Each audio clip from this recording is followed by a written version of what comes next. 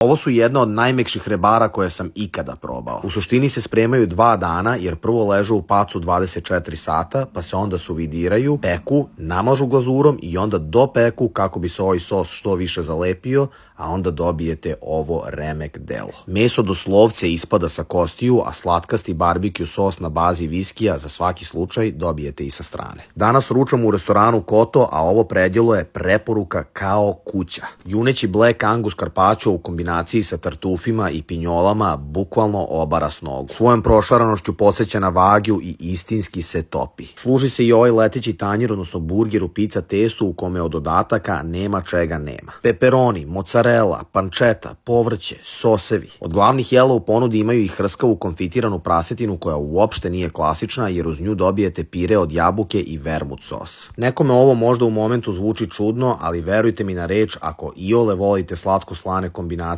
onda će vam se ovo mnogo svideti. Uvek se pronađe mesta i za nešto slatko, a u današnjem slučaju će to biti kremasti tiramisu koji se pravi za vašim stolom.